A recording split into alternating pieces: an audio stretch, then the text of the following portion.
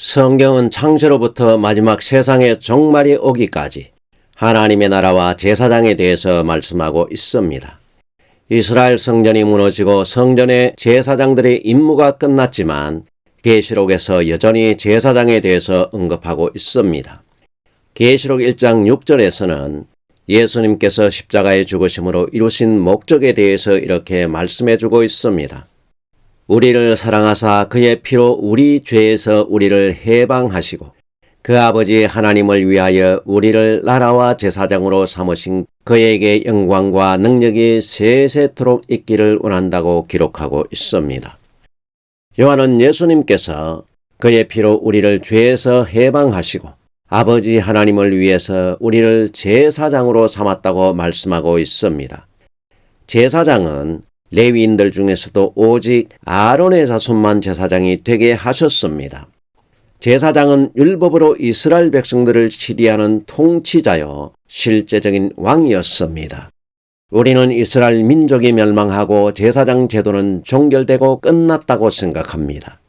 이스라엘 성전이 파괴되고 민족이 없어졌다고 하나님의 뜻이 없어지거나 변경된 것은 없습니다.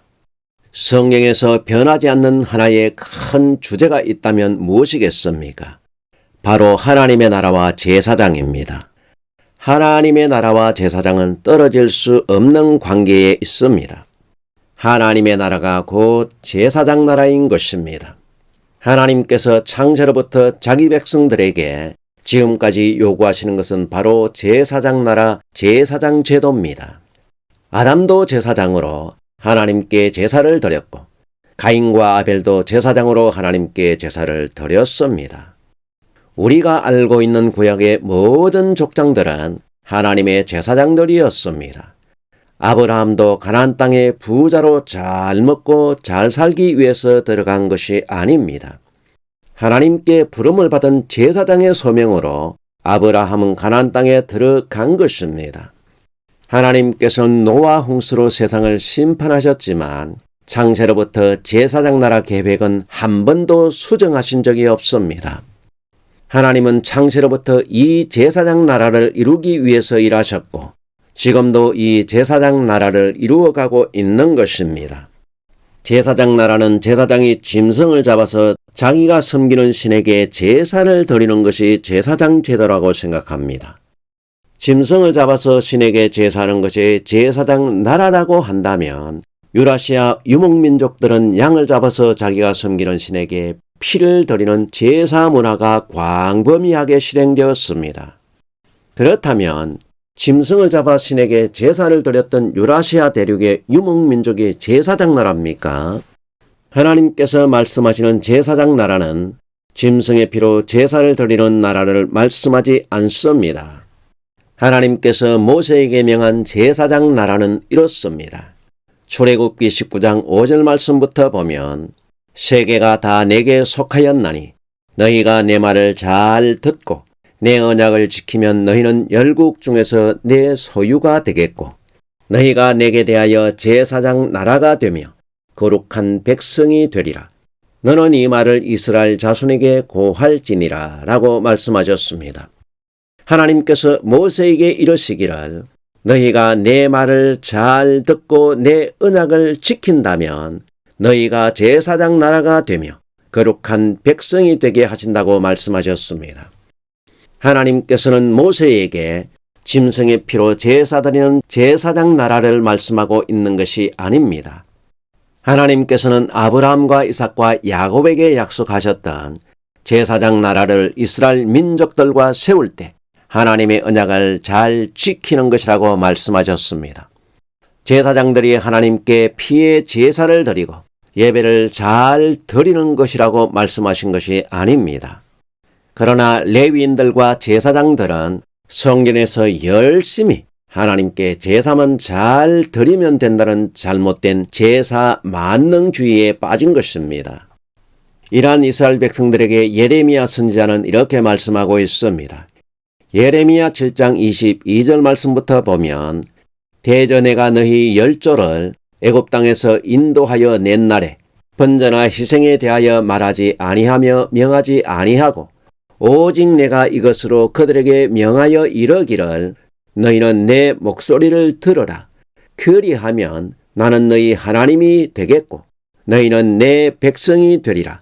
너희는 나의 명한 모든 길로 행하라. 그리하면 복을 받으리라 하였으나 그들이 청종치 아니하며 귀를 기울이지도 아니하고 자기의 악한 마음의 꾀와 강팍한 대로 행하여 그 등을 내게로 향하고 그 얼굴을 향치 아니하였으며 너희 열조가 애굽 땅에서 나온 날부터 오늘까지 내가 내 종 선지자들을 너희에게 보내었으되 부지런히 보내었으나 너희가 나를 청종치 아니하며 귀를 기울이지 아니하고 목을 곧게 하여 너희 열조보다 악을 더 행하였느니라 라고 말씀하고 있습니다.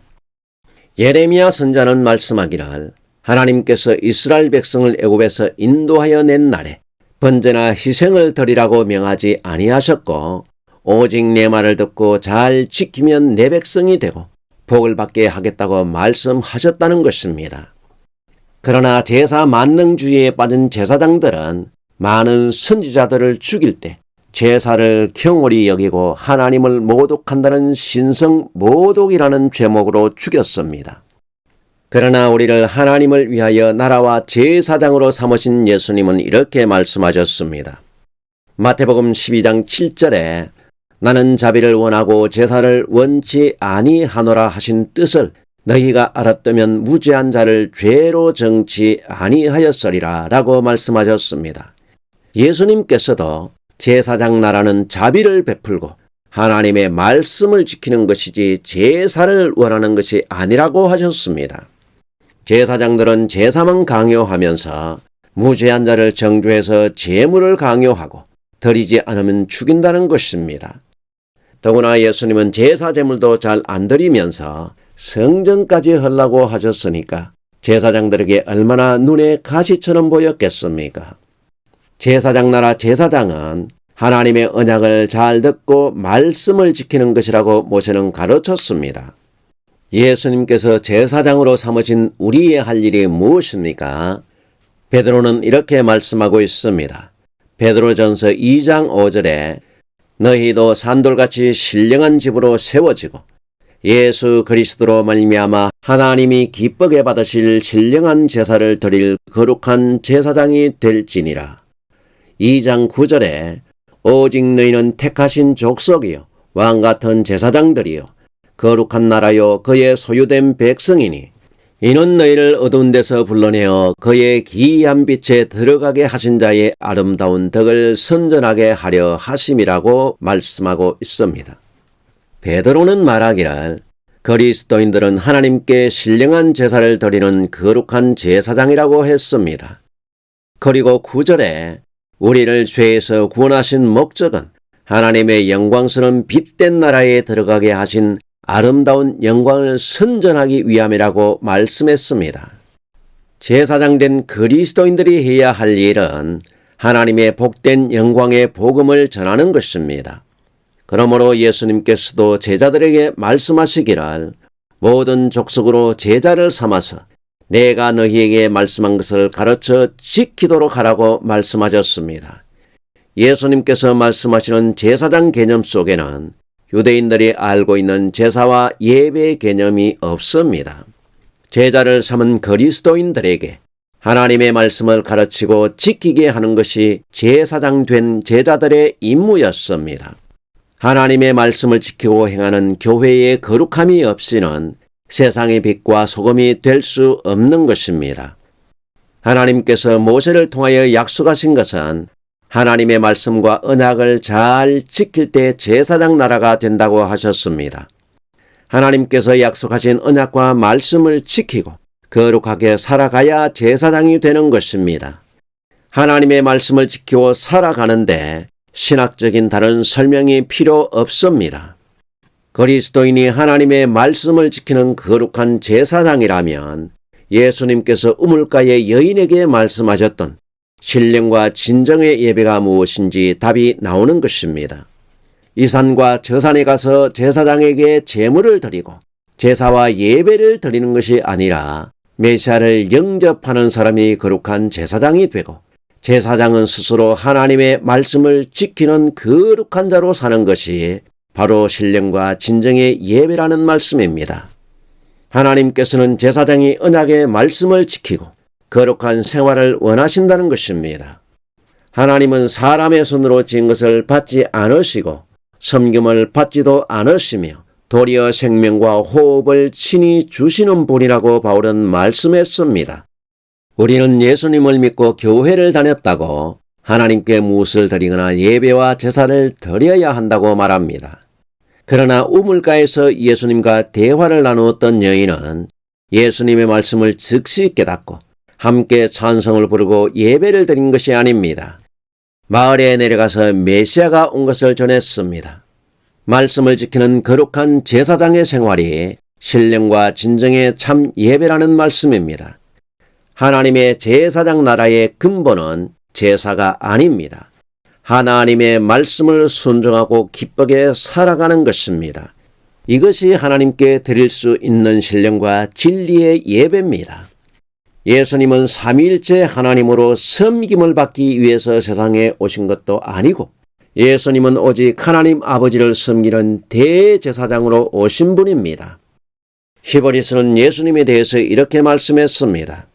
히브리서 4장 14절에 그러므로 우리에게 큰 대제사장이 있으니 성천하신 자 곧 하나님의 아들 예수시라 우리가 믿는 도리를 굳게 잡을지어다 라고 말씀하고 있습니다. 히브리서는 성천하신 하나님의 아들 예수님이 우리의 큰 대제사장이라고 말씀하고 있습니다. 예수님은 창세로부터 큰 대제사장으로서 하나님 아버지의 말씀에 순종하시면서 하나님께서 만드신 제사장 나라를 이끌어 가시는 분입니다. 그러므로 히브리서는 이렇게 말씀하고 있습니다. 히브리서 8장 1절 말씀부터 보면 이제 하는 말의 중요한 것은 이러한 대제사장이 우리에게 있는 것이라.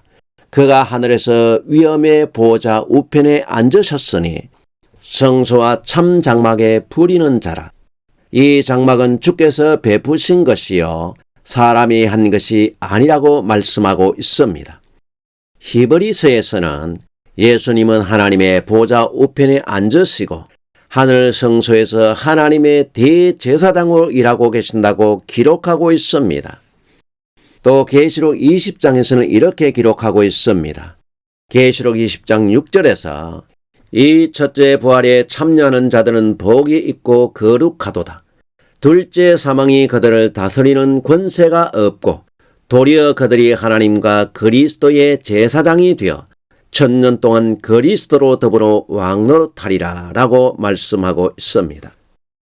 첫째 부활에 참여한 그리스도인들이 복이 있고 이들은 하나님과 우리 주 예수님과 더불어서 왕같은 제사장으로 일한다고 말씀하고 있습니다.